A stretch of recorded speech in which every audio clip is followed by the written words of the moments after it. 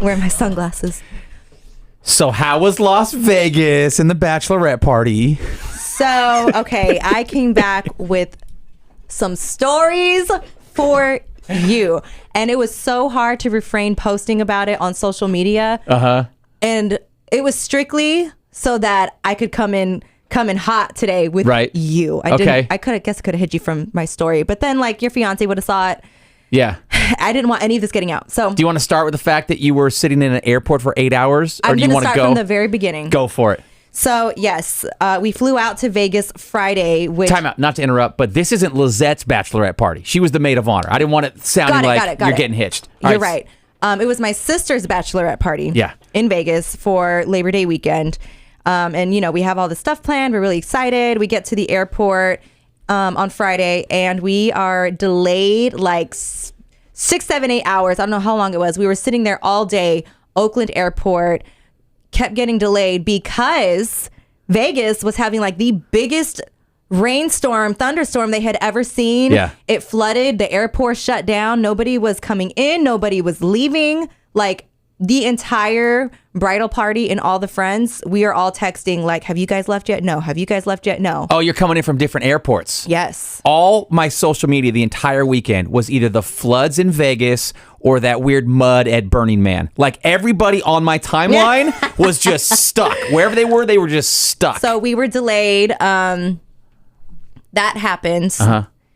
Then 8-hour flight delay. So yeah, we get there. Everyone's coming in at different times on Friday. So we didn't have anything planned Friday because like we're waiting for people to get there. So we were just hanging out at the house.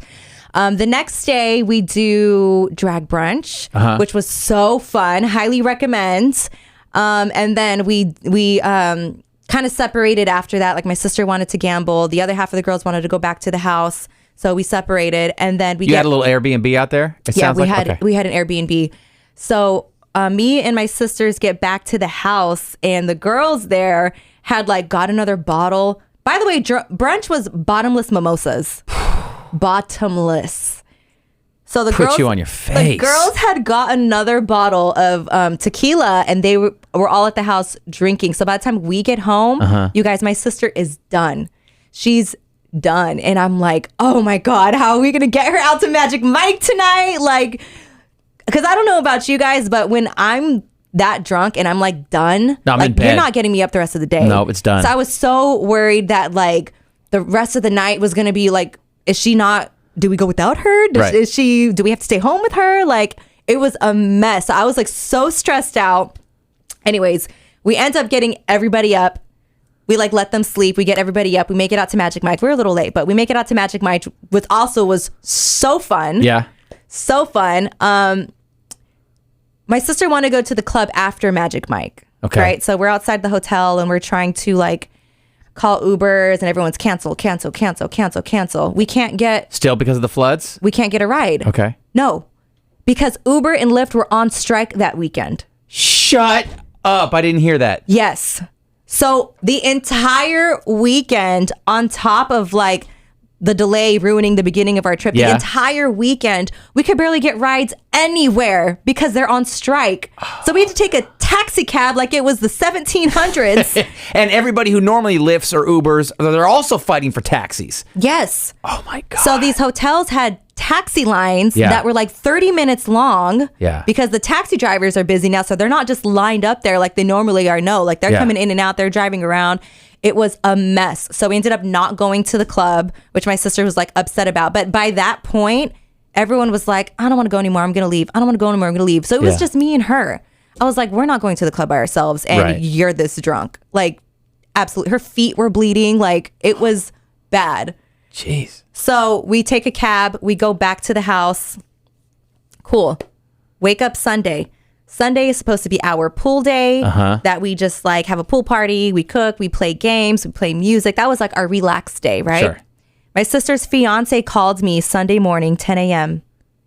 Hey, Liz, not to like ruin your weekends, but somebody stole your car from in front of our house. Your car? My car got stolen. From in front of your sister's house? In Hayward. Shut up. This was the bomb I was waiting to drop on you. Your new car that you bought a year ago. A year ago. got stolen. Shut up. So I'm like, are you joking? And he's like, no, like it's gone. So I'm like, okay, like, all right, let me file a police report. Like, thanks, bye. So we hang up and I just started crying, and everyone's like having fun, playing music, drinking still, and I'm upstairs like crying. Like, I don't even know what to do. All I can think is like, how am I going to get back home? Because I flew into Oakland and drove down to Hayward. Like, my plan was to fly back and drive back up. Yeah. I'm like, I don't have a car. Like, how am I going to get home? How am I going to get to work? It's like me and Jelani, like, how am I going to get around? How am I going to go to the grocery store? Like, I just spent all this money in Vegas. I can't afford to Uber everywhere once I get home. So I was like, oh my God, like my life just felt like it was like I was having the worst weekend of my life, but also like the funnest weekend of my life at the same time. Like, it was bad. So I filed a police report. I filed an insurance claim. Yeah. And then there was nothing I could do until I got back. There's nothing. I got my car stolen once, and it's just the most helpless feeling. You get off the phone with the police, they're like, all right, we'll let you know if we find it. It's like, you're not looking for it. Yeah, and they're not like actively searching for it. So this whole time, I'm just like, if we bump into it, we'll let you know. Right. Yeah. I'm just like, God, like I know they're not looking for it. Like, I just was so like, it totally ruined the rest of my weekend, but I tried to like still have fun with everyone that was there. Like, I didn't want everyone else's weekend to be down because I'm in a bad mood. Like, I don't want to be that person. When did you tell the whole bachelorette party that you got your car stolen? When did you break that news to them? Oh, like right after it happened. Oh, right after. Okay. Yeah, because like I didn't start crying right away. First, I went downstairs to like tell them like, hey guys, guess what just happened? And they're like, oh my God, like that, dang, that's messed up. And I'm like, yeah, and we're sitting there talking. And then I forgot, I don't know if I got a phone call, but I just like, I don't know. I think I just started crying in front of them again. And then I was like, I'll be right back. And then I like went upstairs. They were waiting for me for all of us to get ready because they wanted to go to get lobster rolls. They wanted to go to Fat Tuesdays. They wanted to like go get these things and go eat. And I was like holding up the entire party because I'm on the phone with all these people and I'm crying and like I haven't started getting ready yet. So anyway, so we get back yesterday, Monday, flying to Oakland. My sister's fiance picks us up and he's like, do you have any updates? And I'm like, no, like the last time I talked to everyone was like when we were talking. So like, I don't have any updates. And he's like, I'm so sorry. Like I feel responsible. Like you left your car at my house. Like I've been driving around looking for it. I'm trying to ask neighbors for their Ring camera footage. Like, oh, dope. Like he was very like wanted to help. Yeah. And I was like, like, it's not your fault. Like, we can't find my keys. Did I leave them in the car? Like, all these things are going through my head because I thought I left my keys in my sister's house, but no one can find them. So I'm like, shoot, did I leave them in my car? Like, I don't know. So we get back to the house and then it like clicks in my head. Like, this is a 2020. It's a newer car. Like, maybe it has some type of GPS tracking in it that I just like never activated or I never like enrolled or turned on. So I find a app. You know how most cars like they have like a Toyota app or like a car app, and I did have one. So I download the app and I'm trying to like sign up my car and stuff, and then I get to a point where they sent me a code that I needed to input on the screen in my car. Of course. And I'm like, oh, I don't have the car, you guys. So I call the company. I tell them the situation. They're like, did you already file a police report? Yes, all that's done. Like, can you help? Is there anything you can do? She was like, I need to call the police department. I need to make sure a police report has been filed. I need to make sure that this is the car that you're trying to track. I need to make sure that like your name is on it, like all these things. Verify everything and that you're the owner of the car and that you're the person trying to turn this on. And we'll see what we can do. I'll call you back. So she calls back and she's like, hey, she calls back like 15 minutes later. This whole time I'm still kind of just like, is it going to happen? Is it going to happen? So she calls back and she's like, okay, we got you like enrolled. Everything's up and running. We're working with the police department. We're tracking the car. Like, basically, there's nothing more that you need to do. We're on it. Sure. And I was like, okay. So we hang up, and I'm like, let me check this app to see if, like, I can get in it now or if I can finish enrolling now that hopefully I passed that step. And so I opened the app, and then it's like a cartoon version of like my car. Okay. And I'm like, oh, the app is up and running. Like I didn't need to finish doing anything. Like it's there. So I'm clicking all these buttons. I'm like, where's the tracker? Where's the tracker? I don't know how to use this app, but I'm trying to find it. And then I click this one button and a map comes up. Oh. And here's this little blue circle is where my cell phone is, and me, and this little triangle down here is my car. Shut up. How far was it when you first loaded up the map? I called my sister's fiance down. Okay. I was like, it's on, it's working. I can see it. I can see it. And he was like, where is it? And I click on it. And I was like, it's 13 minutes away. Whoa. And he was like, is there an address? And I click on it. We have an address. Shut up. That thing works? We have an address. And he's like, you want to go? Hell yeah, I want to go. Let's go. So my sister's hungover this whole time. She's trying to sleep, but we went up there and we're like, we found my car. We found my car. We're tracking it. There's an address. Like, we're going to go. Do you want to come? And she's like, yes. So she gets up. We get in the car. We like looked at the location or whatever. He was like, we got to take our, you know, our little Honda Civic because we can't go in the Mercedes. Like, we'll attract attention, you know, because obviously it was not in a nice part of the neighborhood. Okay. Still in Hayward or? Still in Hayward. Really? Still in Hayward. So we GPS to the address. You didn't call the cops? Be like, hey, we found the address. Okay. Vigilante style. Nope. Okay. We GPS the address because I didn't want to call them and send them over to somewhere and be like, we don't see it. Yeah. You know what I mean? So we go and we get to the address. It's a residential area and we drive down the street and we're getting there and I'm like, okay, like nobody slow down, nobody look, nobody point, like just drive. If we see it, we see it, we know it's there. Don't stop. Yeah. So we're driving down the street and like the back windows are tinted. So of course I'm kind of like looking around or whatever, but we don't see the car, but I see on the app that we drove right by it. Okay. So I was like, I'm looking around in the corners. I was like, I think it's in that white garage right there. Yeah. And we're like, dang. So we drive back around the block, kind of post up down the street, across the street, down the street. Like we're far enough away, but like we're sitting there. Sure. You're on stakeout we're now. On a stakeout now. So they can't see you, but if the car leaves the garage, and the thieves take it somewhere, you can. Oh, this is so cool. So we are on a stakeout now, and we're down the street, and coincidentally, my app notification goes off, and it says doors unlocked, and then right after it says front door open. Front door. Oh, your car front door. Okay. Yeah, and I'm like, oh. They're getting in. I think they're about to leave. Like, I think they're about to go drive around. They're getting in right now. But the GPS tracking on the app is not like real time. Sure. So if the car is moving, driving around, I don't see it moving on the app. I have to like close the app and keep opening it. And it's then not like an Uber. Yeah. And then it like updates with the new location or whatever. So I was constantly refreshing the app. And it said it was still in that area where we were. And then all of a sudden, a couple minutes later, I'm like, oh, it moved. They're down the street. They left. So we go to that address. Oh, no. Now it's down the street. It was like 5 minutes away. And you didn't see it drive, though? No, I was wondering if maybe there was an alley behind the houses that we just like didn't see or didn't know was there. Like, I don't know. That's besides the point. No, we didn't see it leave. I just know it left. Okay. So we go to a new address. And this is still like it's kind of like a residential, like, but not fully residential. It looks like there was some like shops. It wasn't like fully industrial, but there was like some shops that it was just ghetto. Like it was ghetto down there. There's people walking around. There's a car across the street that already been broken into. The windows are smashed. Like this was not a good neighborhood. Yeah. And so we're driving and I'm like looking at the app and we're driving straight. I'm like, I think it's on this street. And then I look up. We're like, it's right there.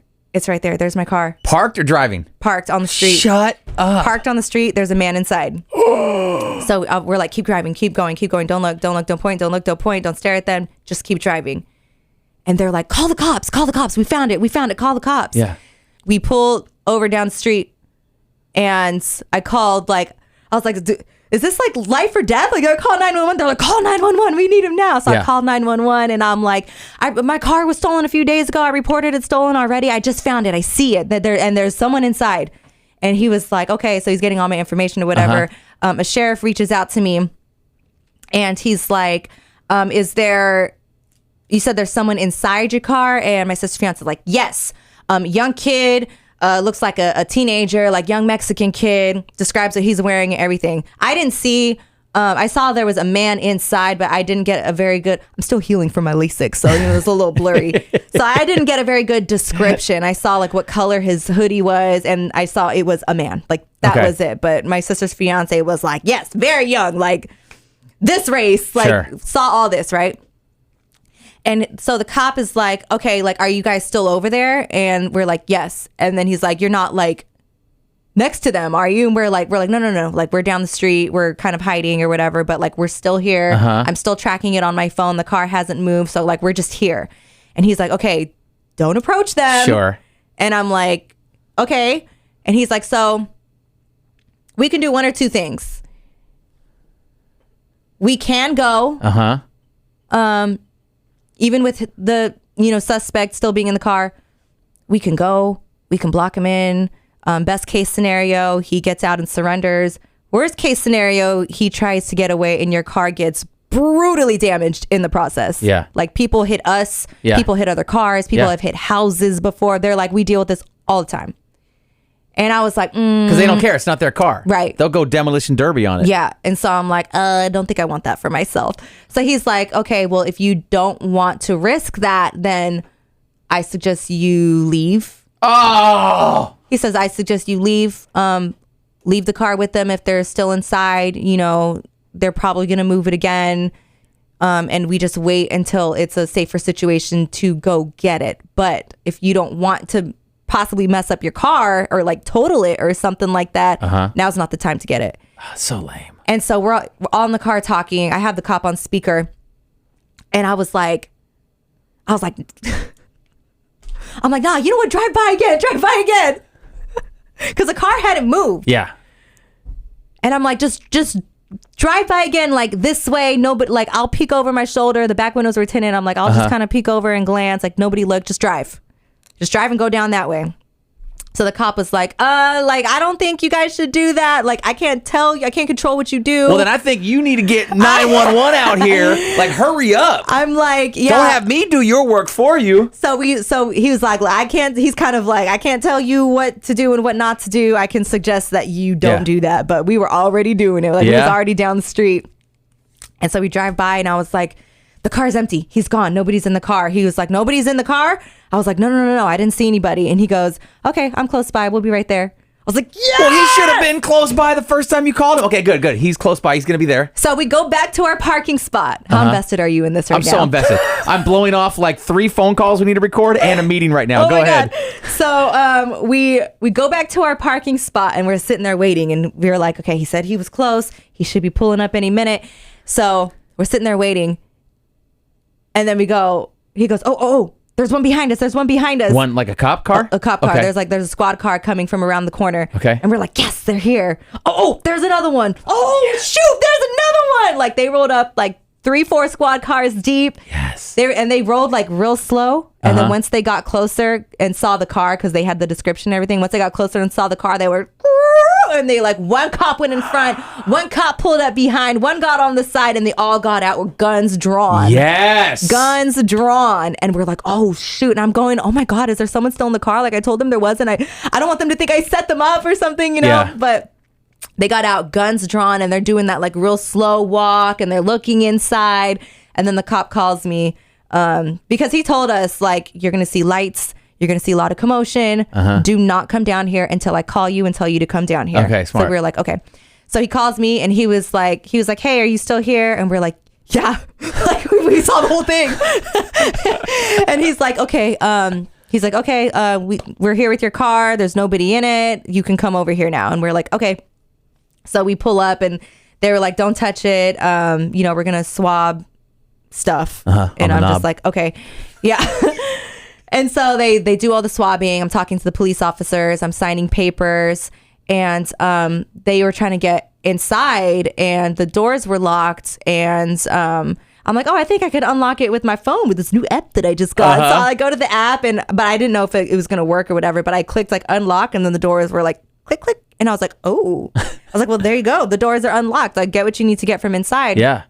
And then the cop is just like, okay, well, just like sign this that we found your car. We're releasing it back into your possession. They didn't like go into the house and kick the doors open and like grab the carjackers at all? No, because they said, so, okay. I'll tell this at the end. Come back to that. I'll come back to that. So they're like, okay, like, here's your car now. Like, get in it, drive away. And I was like, I don't have the keys. Yeah. And they're like, what do you mean you don't have the keys? And I'm like, he has the keys. Like, I can't find them. I think I left them in the car and he has them. And so they're like, well, you can call a tow. You can go get your spare. I was like, I live 2 hours away. Like, I don't have a spare. They only gave me one key when I bought the car. Like, everything's starting to go wrong again. I'm like, how am I going to get this car out of here? So we did end up towing it and moving it from that location. So that's good. Yeah, but the officer is talking to us and, you know, I'm walking around, I'm assessing all the damage. Sure. Like, they messed that car up. They only had it for a day and a half. And like, I'm like, how did they do this? Like how inside did they or do outside? this? Both. Oh, shut up. Really? Both, yeah.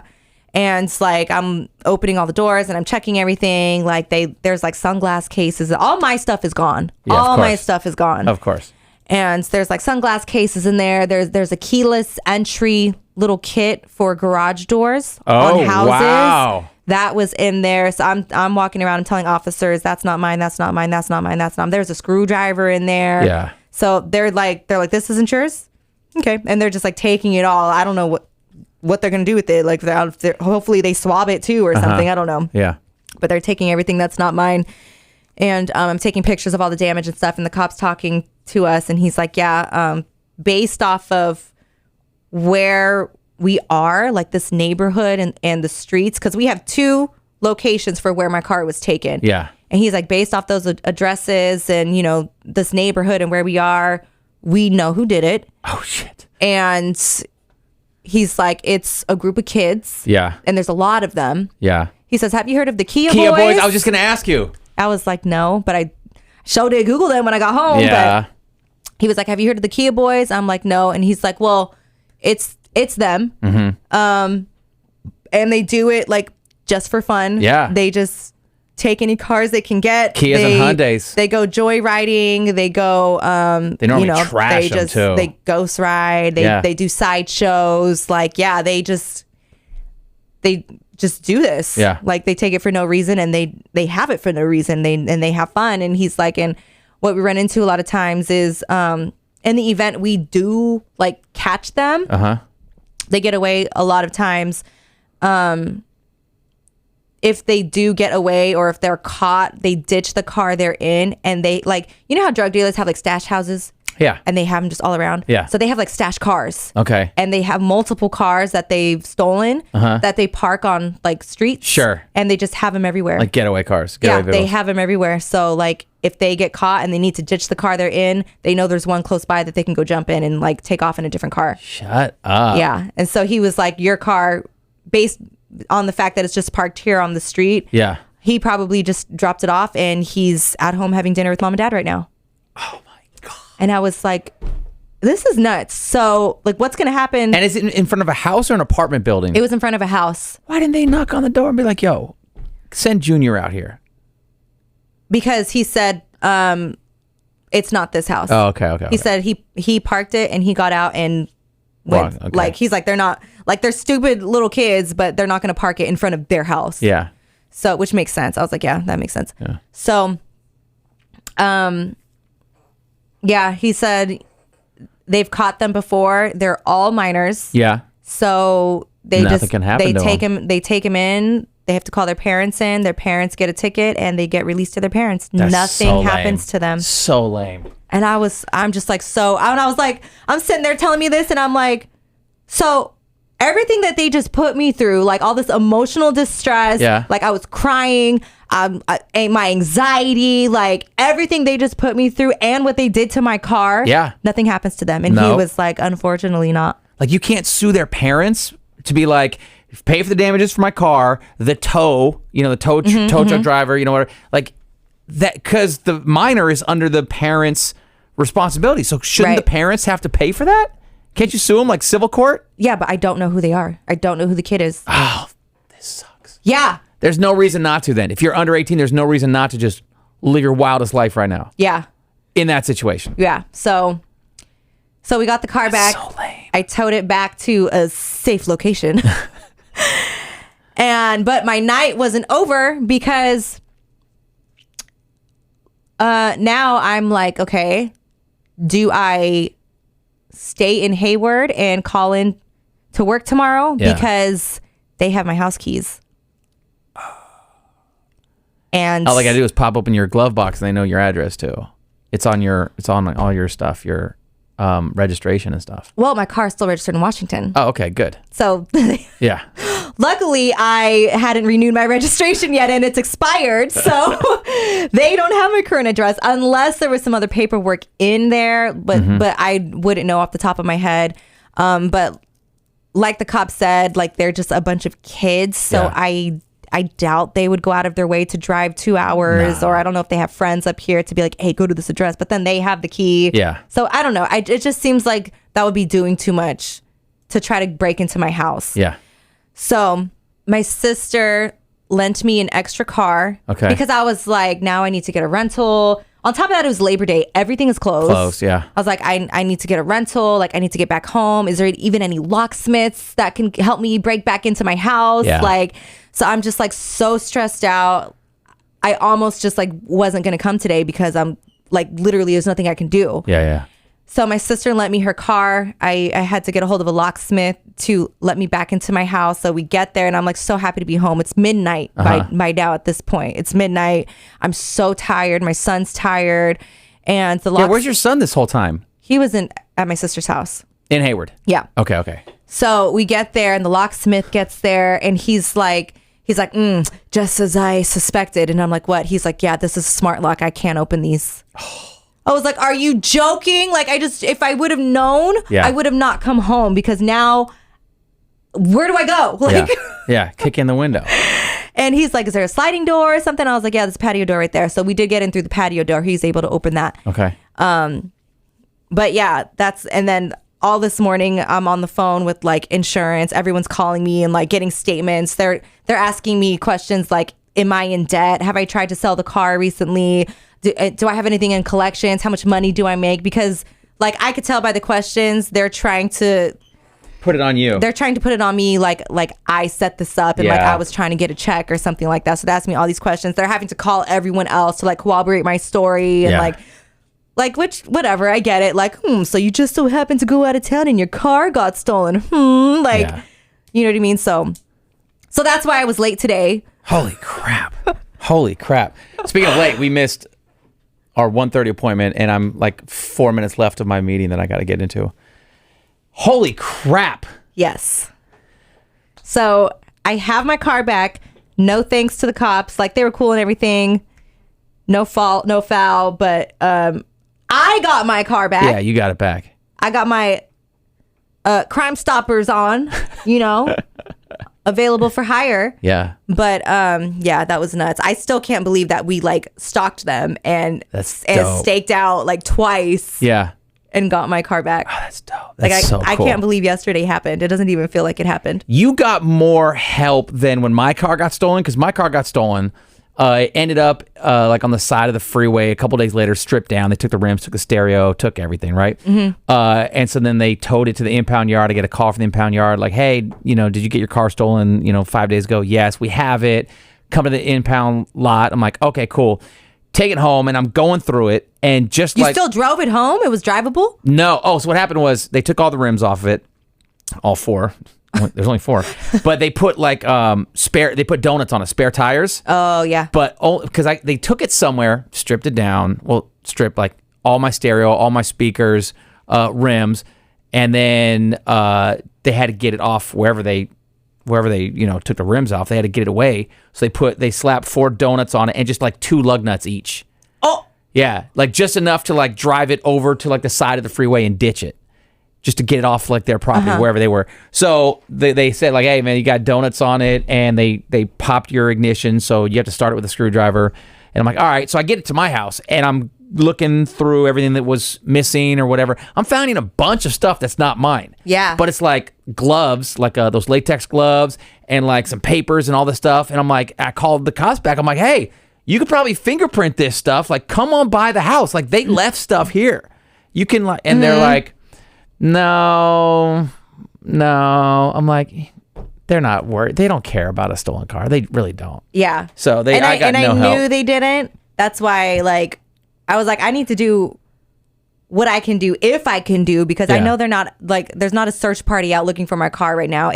If they happen to come across it, that's when they're going to find it, but they're not looking for it. Yeah. So I was like, let me, like, see if there's anything proactive. I can do. Yeah. So that's what I spent all day doing yesterday, and that's what I was dealing with all morning. Nuts. Don't you want to know what the damage was? Yeah, on your car? Mm-hmm. Yeah. Okay, so the front bumper is like hanging off. Oh. But okay, hold on. Then I just made it sound way more dramatic than it is. Like the corner of the front bumper is like disconnected from the top of the car a little bit. But that looks like you can just clip it back into place. But obviously I didn't try. I just like left it. Okay. The back bumper, they definitely hit something. There's like a big hole on the left side of the back bumper and like a bunch of scratches. Yeah. All my rims are scratched. Oh.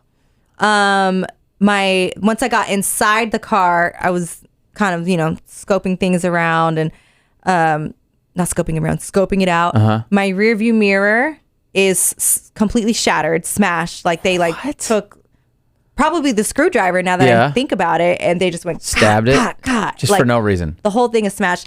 I feel like maybe because it was a newer car, they're like, what if there's sensors or cameras in the mirror or something like that? All right. So okay, fair enough. I don't know. So they smashed my mirror. It's disgusting in there, by the way. There was like in there cigarettes, weed, like it stinks. Okay. I was so upset because like I hate the smell of cigarettes in a car. Like I was so upset. My back driver's side door, the whole inside like panel of the door has been pulled out. So like it's still on there, but it's like they were trying to pull it off or something like that. So the whole inside like paneling of the door, like the interior is all just like hanging. Yeah. And at first we're like, what the hell were they doing? Like, why is it this bad? Right. And then when I'm driving home, I was like, I'm thinking about this. I haven't stopped thinking about it. And I'm driving home and I'm like, oh, I wonder if they're trying to put drugs in my door or something like that. So they're trying to take the inside off to see what they could stash in there. Maybe. But yeah, that was all the like initial damage that I could see just from like doing a quick glance. I haven't done like a full inspection of it because it was already like nighttime at this point. Like it's getting dark. I'm freezing. I'm exhausted. So I just did a quick walk around through the inside, through the out, took pictures. The cops also noted everything. And that's what I told the insurance today too. Like, this is all I found. I don't have the car with me. Like, I left it out there. So I haven't done a full inspection. It was nighttime by the time we got back. And so, but that's what I found so far. He was like, okay. I was like, there could be more. I don't know. But yeah. Holy crap. Whoa. So how was Vegas? It was fun. All right. That's all the time we got for this podcast. Follow us on social at Strawberry and Lizette. I'm at Lizette Love, LIZETTELOVEE. I am at Strawberry Radio. We'll talk to you next time. Peace.